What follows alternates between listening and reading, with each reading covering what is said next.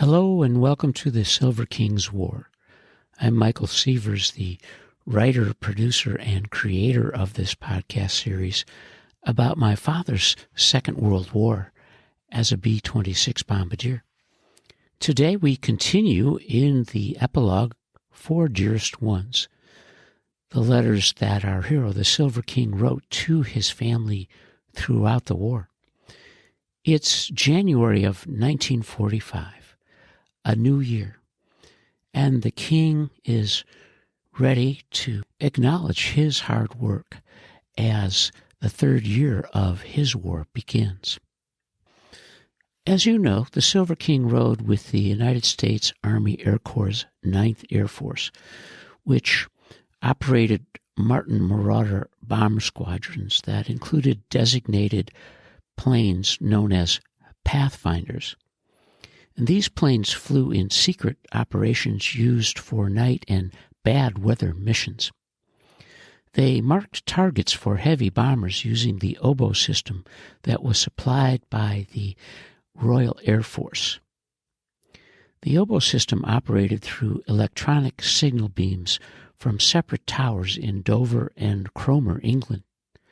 The beams created a circular path 35 yards wide that intersected over the target. As the Marauders maintained course, the beams delivered an audible hum. On the target approach, 4 lights illuminated the pilot and bombardier panels. The first light was reaching the initial point, the second, when the bomb bay doors would open, 3, when 1 minute remained to the target, and 4, when they released the bombs. Pathfinder squadrons were based at A-72 at Perone with the King's 397th Unit. The planes and the missions provided the 9th Air Force with 50% of its ability to bomb targets in the winter weather of 1944 and 45. In my research on the Silver King's War, I came upon the oboe system and the use of the Martin Marauder as pathfinders and found the research and the information fascinating. And one of the things that I thought about during this time when I continued to review the Silver King's flight jacket of all of his missions, that there seemed to be some gaps when nothing was recorded. So it's unclear to this day, at least for me, as to whether or not, and perhaps the king was in part sharing his role and doing his job when called upon from time to time to fly Pathfinder missions. Stanley wrote 14 letters to his family during January.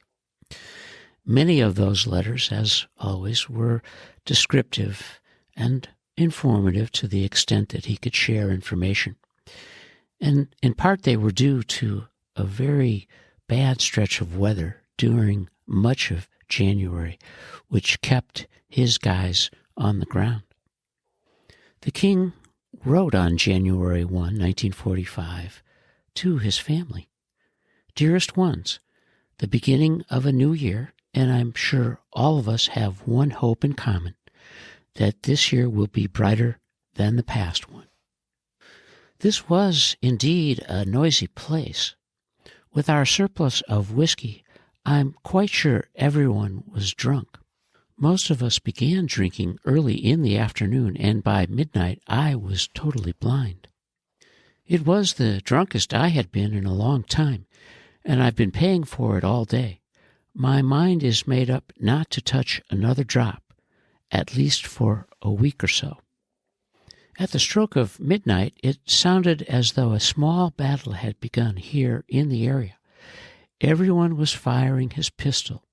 The noise was deafening. Unfortunately, one of the fellows, in his drunken stupor, shot himself in the foot. However, it wasn't serious, and he's okay today. He was the only casualty. Outside of that, we had a very quiet evening.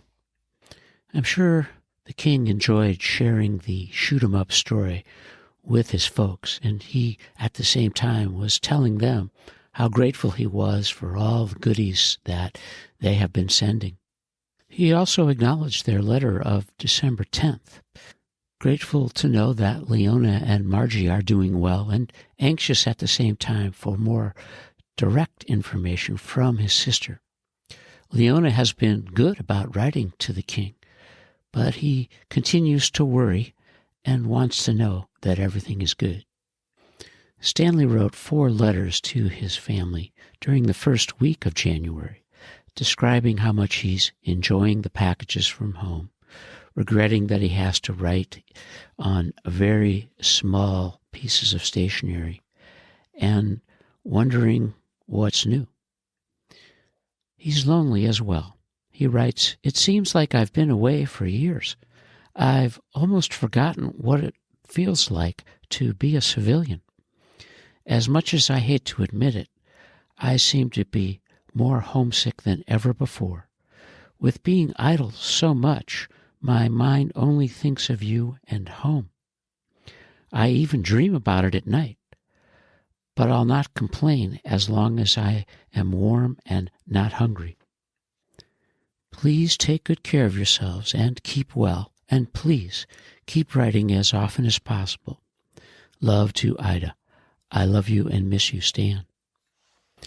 Stanley's day-to-day can seem to him dreary, in part because he's bored, and he's bored because the weather is so difficult.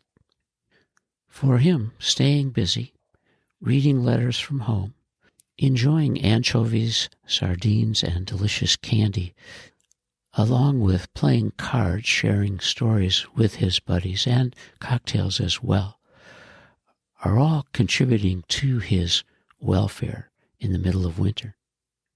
And another bit of good news includes a beautiful night flight that was his 7th mission.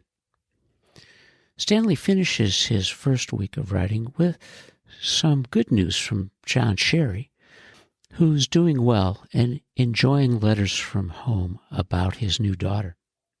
Stanley writes, "We've had just about every kind of weather there is, rain, snow, and sleet. The ground here has been white for a week now. It isn't terribly cold, nice and crisp to go walking in. I never thought I would see the day when I enjoyed walking. With nothing else to do, though, it offers some deviation from the monotony. Believe me, when I get back to the States, I'll be the easiest person in the world to satisfy." And the king, doing his usual burying a lead, writes, "As much as I despise the Army routine, I have filled out an application to be put into the regular Army when the war is over. There is nothing definite about it, as I might not be accepted, and even so I can refuse it if I change my mind. I applied with a look into the future, seeing as how I haven't a job to return to, nor any prospects of one. It at least offers the chance of making a living. I was just wondering what you think about this, although I have plenty of time to decide. No more news. I do hope this finds you well and not too lonesome. I'm fine and thinking of you constantly because I love you and miss you with all my heart. God bless you, my dears. Stan." Stanley, in his 3rd year of war, is thinking about the future. He's hoping to be more optimistic about what's ahead, although he's uncertain that there's a job waiting for him outside the Army. Thus, his explanation of why he applied to join the regular Army after the war. The Silver King is lamenting a slight stall in his warrior life, and then he receives a great jolt of energy from the family. He writes to them on January 12th, 1945, "Dearest Ones, this morning on my bed I found your sweet cable. Needless to say, the thrill it gave me. Honestly, $1,000,000 couldn't have succeeded in accomplishing the tremendous lift in my heart, mind, and soul as your few simple words did. Upon reading it, I felt as though you were standing here. I felt as though I could almost reach out and touch you. Perhaps these feelings are so because I know behind the words are the kindest, sweetest, and most wonderful persons in the entire world. I know that these wishes, simple as they are, come from the very hearts of you, and what possibly more could I ask for? Believe me, I love you with all my heart and worship the very ground you walk on. Your cable arrived last night, but because of being on duty again, I didn't get it until this morning. I have no idea when it was sent, but I suppose it was before the 1st. I'm probably lucky I received it at all, and deeply grateful. The king continued, I received a very welcome package tonight. As you see, it contained the much-needed stationery. Besides this, it had cigarettes, soap, and magazines, but best of all, a box of Mother's delicious candy. The candy has really made a hit with the fellows, naturally. As for me, I haven't tasted anything so good since leaving the States. The box was mailed from Chicago. If you sent it, dears, thanks a million. I shall write Leona also to make sure you all know how much it is appreciated. We've had a great deal of snow lately. There is a good foot of it on the ground. It has also turned bitter cold, has gone down as far as 9 below. As you may well guess, I'm spending most of my time by the fire, and believe it or not, I'm wearing long drawers. I sincerely hope you're well and not too lonesome. Please take care of yourselves, and please write often. I'm fine and thinking of you constantly. Love to Ida. God bless you, dears. I love you and miss you, Stan. This letter, the 6th that the king wrote in the first 12 days of January 1945, reveals an underlying theme in the king's success as an aviator. His parents have sent him a cable wishing him well in the new year, and unfortunately, I've never had a chance to read it. But I imagine it was filled with great words of love and support and confidence in their son. The timing of the cable, based on the new year, of course, was essential to lifting the curtain on the king's low spirits. It gave him new energy to refocus on his job and the war. His letter displayed an incredible depth of love and compassion for his folks. Each time I read it, and the others that are so full of his gratefulness for what the family means to him, I'm amazed at how deep they are. And as the king thanks his parents for their sweet words and the delicious goodies in the latest package that he's sharing with his guys, we have reached the end of this episode of the epilogue for Dearest Ones, the letters that Stanley wrote to his family throughout the war. And this is part 26. And you are listening to the Silver King's War.